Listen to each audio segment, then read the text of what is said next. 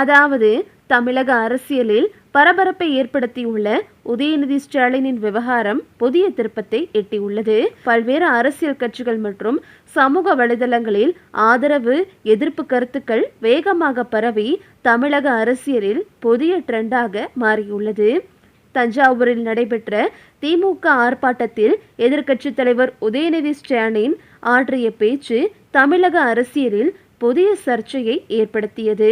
அந்த நிகழ்வில் முதல்வர் விஜய் மற்றும் தாவேக அரசை விமர்சித்ததாக கூறப்படும் நிலையில் அதற்கு தாவேக பொதுச் செயலாளரும் அமைச்சருமான என் ஆனந்த் சமூக வலைதளத்தின் மூலம் பதிலளித்துள்ளார். தனது பதிவில் எதிர்க்கட்சி தலைவரின் பொறுப்பை உணராமல் பேசப்பட்ட கருத்துக்கள் ஏற்க முடியாதவை என்றும் அரசியல் நாகரிகம் மற்றும் பதவியின் மாண்பை மதிக்க வேண்டும் என்றும் அமைச்சர் ஆனந்த் தெரிவித்துள்ளார். மேலும் மக்கள் அனைத்தையும் பார்த்து கொண்டுதான் இருக்கிறார்கள் என்றும் குறிப்பிட்டு அரசியல் விமர்சனங்களுக்கு எல்லை இருக்க வேண்டும் என்றும் வலியுறுத்தியுள்ளார்.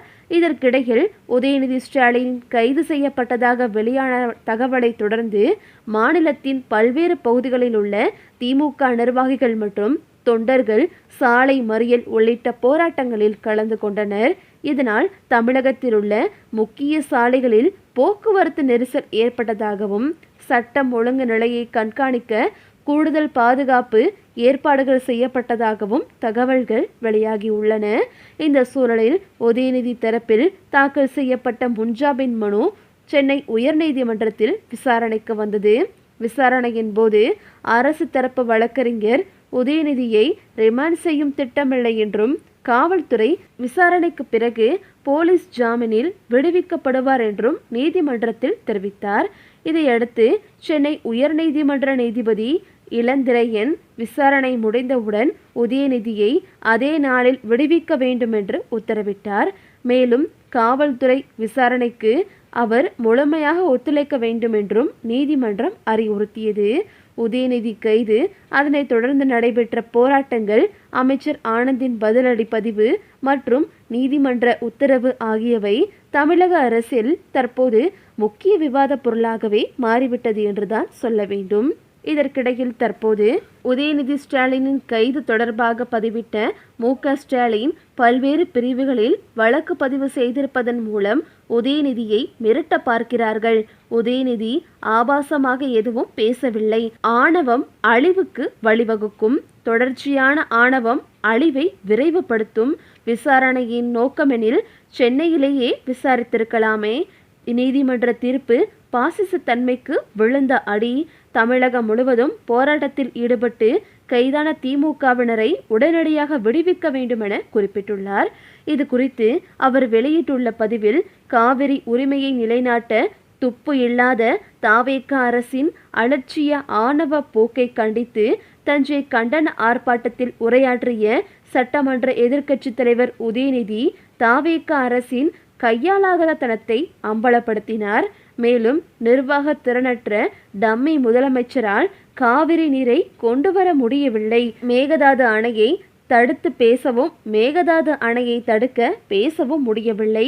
விவசாயிகளின் வேதனையில் கண்ணீர் வடிக்கையில் அமைச்சர்கள் முதலமைச்சர் நடித்த படத்தை பார்த்து கண்ணீர் வடித்து கொண்டிருக்கிறார்கள். ஜோக்கர் அமைச்சரவை தமிழ்நாட்டில் அமைந்திருக்கிறது என்று அடுக்கடுக்கான குற்றச்சாட்டுகளை எதிர்க்கட்சித் தலைவர் வைத்தார். இதற்கு இதுவரை ஆட்சியாளர்களால் பதில் சொல்ல முடியவில்லை என்றும் குறிப்பிட்டுள்ளார். மேலும் பிரச்சனையை திசை திருப்ப எதிர்க்கட்சித் தலைவர் உதயநிதி வீட்டுக்கு வந்த போலீஸ் படை அவரை அராஜகமாக கைது செய்து தஞ்சாவூருக்கு அழைத்து சென்றுள்ளது. நாளை நிதிநிலை அறிக்கையை தாக்கல் செய்யும் போது எதிர்க்கட்சித் தலைவர் அவையில் இருக்கக்கூடாது என்று நினைத்து இந்த நடவடிக்கை தொடங்கி இருக்கிறார்கள். நாடு முழுவதும் கழக தொண்டர்களும் பொதுமக்களும் காட்டிய எதிர்ப்புக்கு பிறகு கைது செய்யும் எண்ணமில்லை. விசாரணை முடிந்ததும் விடுவித்து விடுவோம் என்று நீதிமன்றத்தில் தாவேக அரசு வழக்கறிஞர் சொல்லியிருக்கிறார். விசாரணை நடத்துவதுதான் நோக்கம் என்றால் சென்னையிலேயே வைத்து நடத்தியிருக்கலாமே. எதற்காக தஞ்சாவூர் அழைத்து செல்ல வேண்டும்? உதயநிதியை இன்றே விடுதலை செய்ய வேண்டும் என்று சென்னை உயர்நீதிமன்றம் வழங்கியிருக்கும் உத்தரவு தாவேகாவின் பாசிச தன்மைக்கு விழுந்த அடி என்றும் குறிப்பிட்டுள்ளார். மேலும் ஆட்சிக்கு வந்தது முதல் தன்னையும் தனது அமைச்சர்களையும் ஆட்சியையும் விமர்சிப்பவர்களை கைது செய்யும் ஒரே வேலைதான் முதலமைச்சர் விஜய் பார்த்து வருகிறார். உதயநிதி தனது உரையில் ஆபாசமாக எதுவும் பேசவில்லை, யாரையும் குறிப்பிடவில்லை. அவர் பேசாத ஒன்றை பேசியதாக சிலர் பரப்பியதை சரிபார்க்காமல் அரசியல் தலைவர்கள் சிலர் உதயநிதியை கண்டிப்பது பிரச்சனையை திசை திருப்புவதாகும். உதயநிதி தவறுதலாக பேசுகிறவர் அல்ல. அப்படியே தவறுதலாக பேசினாலும் உடனடியாக மன்னிப்பு கேட்கும் இயல்புடையவர்தான் உதயநிதி. தமிழ்நாடு முழுவதும் போராட்டத்தில் ஈடுபட்டதற்காக கைது செய்து வைத்துள்ள கழக உடன்பிறப்புகளை உடனடியாக விடுவிக்க வேண்டும். ஆணவம் அழிவுக்கு வழிவகுக்கும். தொடர்ச்சியான ஆணவம் அழிவை விரைவுபடுத்தும் என்று தற்போது மு.க. ஸ்டாலின் குறிப்பிட்டுள்ளார். இவரின் பதிவு தாவேகாவினர் மத்தியில் பெரும் அதிர்ச்சியையும் பதற்றத்தையும் ஏற்படுத்தியுள்ளது. இது ஒரு புறம் இருக்க, தற்போது கைது செய்ய வேண்டுமென்று உதயநிதியை தஞ்சைக்கு அழைத்துவிட்டு தற்போது திடீரென கைது செய்யும் நோக்கமில்லை, விசாரணைக்குத்தான் அவரை நாங்கள் அழைத்து சென்றோம் என்று தாவேகா நீதிபதி கூறியது பலருக்கும் குழப்பத்தை ஏற்படுத்தியது.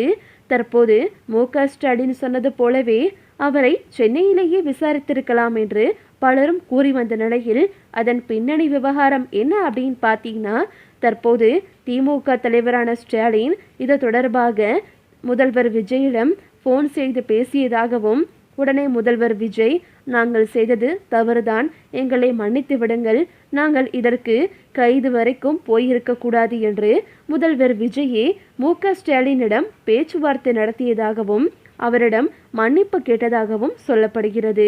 இதற்கு பிறகுதான் தற்போது தாவேகா வழக்கறிஞர் அங்கு எங்களுக்கு கைது செய்யும் நோக்கமில்லை, விசாரணைக்காகத்தான் அழைத்து வந்தோம் என்று மாற்றி கூறியிருப்பதாகவும், தற்போது விசாரணையை சென்னையில் வைத்திருக்கலாமே என்று அடுத்தடுத்து அவர்கள் மீது அடுத்தடுக்கான குற்றச்சாட்டுகள் எழுந்து வருகிறது. இந்த நிலையில் தற்போது திமுக தலைவர் ஸ்டாலினிடம் முதல்வர் விஜய் மன்னிப்பு கேட்ட விவகாரம் தற்போது மேலும் பரபரப்பை ஏற்படுத்தியுள்ளது. தற்போது உதயநிதியை கைது செய்து ஒட்டுமொத்த தமிழகமுமே பரபரப்பான சூழலில் ஏற்பட்டிருக்கும் இந்த சூழ்நிலையில் இதை தவிர்த்திருக்கலாம். நிறைய இடங்களில் அசம்பாவிதங்கள் ஏற்பட்டுவிட்டது. திமுகவினரும் தாவேகாவினரும் ஒருவருக்கொருவர் மோதி கொண்டதால் பொதுமக்கள் பலரும் காயமடைந்து விட்டனர். எதற்காக தாவேகா அரசு இதை செய்ய வேண்டும்? எப்படியெல்லாம் என்னென்னமோ பேசி இருக்கிறார்கள். எதற்கு இதுக்கெல்லாம் போய் இப்படி நடந்து கொள்ள வேண்டும்? அவரை கண்டித்திருக்கலாம், விசாரித்திருக்கலாம், ஏதாவது வேறு வழியை கையாண்டிருக்கலாம்.